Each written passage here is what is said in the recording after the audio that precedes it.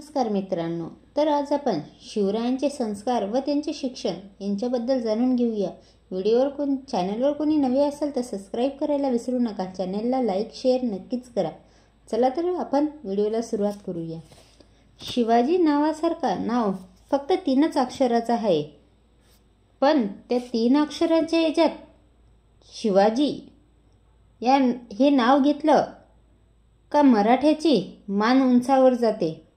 पण 3 शतकीय उलटून गेल्यावरही हे 3 अक्षर कानावर पडल्याबरोबरच आपल्या हृदयाची आनंदाने आणि अभिमानाने फुलू लागते।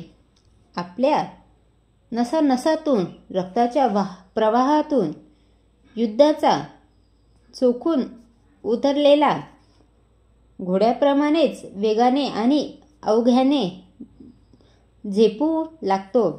कोणतीही जादू आहे या 3 अक्षरात, कोणते रहस्य आहे या 3 अक्षरात। खरं तर जादू या 3 अक्षराची नाही, ती रसायनी या 3 अक्षराची नाही, ती जादू आहे या 3 अक्षराच्या नावाच्या धारण करणाऱ्या एक उज्ज्वल आणि उत्तम चारित्र्याची। ती रहस्याची आहे, एक नैतिक आणि निर्माण चारित्र्याची आहे। तो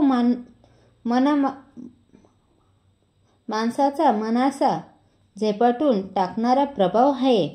विलक्षण सामर्थ्य आणि सुलक्षण शील यांचा समास आहे। एखादे मनुष्य शेकडो वर्ष लोकांच्या काळजीवर प्रेमाचा इतकी भावपूर्ण आधाराच्या गाजवतो, तेव्हा ती घटना हा काही एकदा योगायोगात नसतो, हे सगळे काही आपोआप घडत नसते। आता शिवरायांचे व्यवस्थाक जर अशा कर्तृत्वाच्या आज्ञा शिखरावर विराजमान झाले होते, तर ते घडवण्यामागे नेमके कोणते घटक कारणीभूत झाले होते हे समजून घेणे आवश्यक आहे। खरं तर शिवरायांना सर्वच पैलू नीट समजून घेण्यासाठी अनेक गोष्टी समजून घेणे आवश्यक आहे। त्याचा काळातील भारताला आणि विशेष महाराष्ट्राला राजकीय, सामाजिक इत्यादी परिस्थितीतून समजून घेणे तर आवश्यकच आहे, पण शिवपूर्वी काळातील परिस्थितीही समजून घेणे अनिवार्य आहे।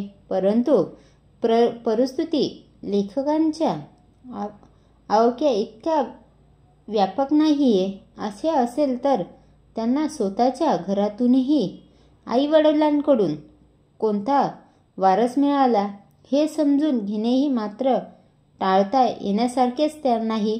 त्यांना आपले चारित्र्य लिहिण्याचा आदेश परंपरा दिली, त्यामध्ये आपल्या आजोबा मालोजीराजे यांच्यापासूनच चारित्र्य लेखाची सुरुवात करण्याची सूचना होती।